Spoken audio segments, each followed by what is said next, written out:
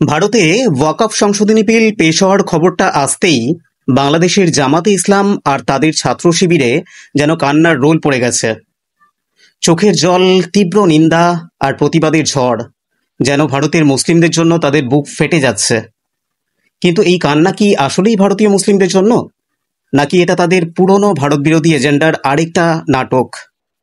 গত ৩রা এপ্রিল ২০২৫-এ বিলটা পাশ হওয়ার পর থেকে জামাতের প্রতিক্রিয়া দেখে মনে হচ্ছে তারা আবার মাঠে নেমে পড়েছে। আজ আমরা শুধু এই ক্রিয়াকলাপের পর্দাফাশ করব সামান্য কিছু তথ্য দিয়ে। স্কিপ না করে সবটা দেখুন, কারণ এটা শুধু কান্না নয়, এটা জামাতের নতুন খেলার একটা এজেন্ডা। হ্যালো ফ্রেন্ডস, আপনারা দেখছেন ডেইলি স্কুপ শো এবং আপনাদের সঙ্গে আমি সঞ্জীব। ভিডিওটি ভালো লাগলে লাইক, শেয়ার, সাবস্ক্রাইব করে সঙ্গে থাকবেন। পরবর্তী পর্বের নোটিফিকেশন পেতে বেল আইকনটি প্রেস করতে অবশ্যই ভুলবেন না। চলুন শুরু করা যাক।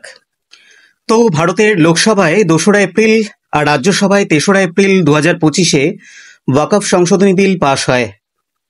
লোকসভায় ২৮৮, ২৩২ আর রাজ্যসভায় ১২৮-৯৫ ভোটে এটা পাশ হয়ে যায়। এরপরই বাংলাদেশের জামাতে ইসলাম মাঠে নেমে পড়ে। ৪ঠা এপ্রিল সকালে তাদের ছাত্র সংগঠন ইসলামী ছাত্র শিবির এক বিবৃতিতে বলে, এটা ভারতের মুসলিমদের ওপর আক্রমণ, বিজেপি সরকারের ধারাবাহিক মুসলিম বিরোধী পদক্ষেপ। তীব্র ক্ষোভ আর নিন্দা জানিয়ে তারা প্রতিবাদের ডাক দেয়। এরপর ৫ই এপ্রিল জামাতের সেক্রেটারি জেনারেল, সাবেক এমপি অধ্যাপক মিয়া গোলাম পরওয়ার এক বিবৃতি দেন। তিনি বলেন, ভারতের এই বিল মুসলিম স্বার্থবিরোধী, এটা ধর্মীয় স্বাধীনতায় হস্তক্ষেপ। তিনি বিজেপি সরকারের মুসলিম বিরোধী নীতির সমালোচনা করে বাংলাদেশে এর বিরুদ্ধে জনমত গড়ে তোলার আহ্বান জানান। এই বিবৃতি সোশ্যাল মিডিয়ায় ছড়িয়ে পড়ে আর জামাতের সমর্থকরা রাস্তায় নামার প্রস্তুতি নিতে থাকে। কিন্তু মজার ব্যাপার কি জানেন? বিলটা এখনও ভারতের রাষ্ট্রপতির সইয়ের অপেক্ষায়। আইন হয়নি, তবুও জামাতের এই কান্না শুরু। এটা কি আগাম প্রতিবাদ, নাকি তাদের পুরনো ভারত বিরোধী ন্যারেটিভকে জিইয়ে রাখার চেষ্টা? এই প্রশ্নটা মাথায় রাখুন, কারণ এটাই গল্পের মূল। বিল পাশের পর জামাত যে শুধু বিবৃতি দিয়ে থেমে গেছে তা নয়, তারা তাদের পুরনো কৌশল বার করে এনেছে। প্রথমে ছাত্র শিবিরের মাধ্যমে বিশ্ববিদ্যালয়গুলোতে প্রতিবাদ সভার ডাক দেওয়া হয়েছে। ৪ঠা এপ্রিল সন্ধ্যায় ঢাকা বিশ্ববিদ্যালয়ে একটি ছোট সমাবেশ হয়, যেখানে শিবিরের নেতারা বলেন ভারত মুসলিমদের সম্পত্তি কেড়ে নিচ্ছে। এরপর ৫ই এপ্রিল সকালে জামাতের অফিসিয়াল ফেসবুক পেজে একটি পোস্ট আসে, যেখানে তারা বাংলাদেশের মানুষকে ভারতের এই অন্যায়ের বিরুদ্ধে রাস্তায় নামার আহ্বান জানায়।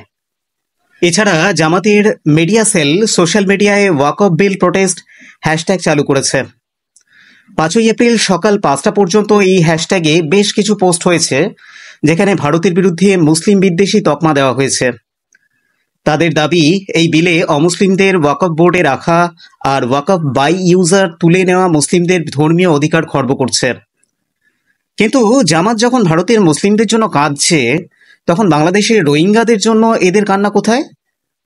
ভারতে বিল পাশ হলে রাস্তায় নামে, কিন্তু নিজেদের দেশে সংখ্যালঘুদের ওপর হামলায় চুপ। এটা কি তাদের পুরনো খেলা, ভারতের বিরুদ্ধে আগুন জ্বালানো? জামাতের এই প্রতিবাদ শুধু ওয়াকফ বিল নিয়ে নয়, এটা তাদের ভারত বিরোধী এজেন্ডার একটা অংশ।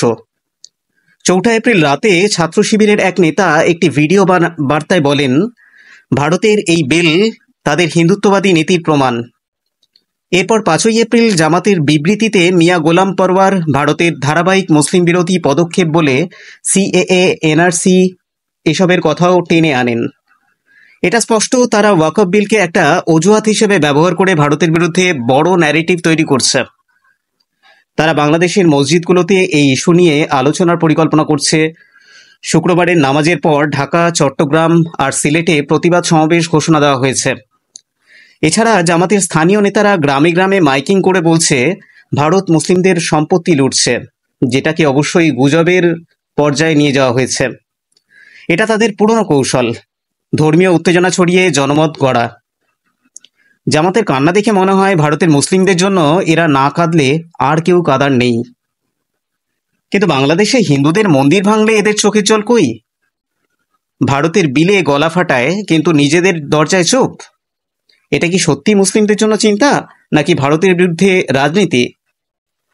জামাতের এই প্রতিবাদে সিরিয়াসলি দ্বিচারিতার একটা গন্ধ পাওয়া যায়।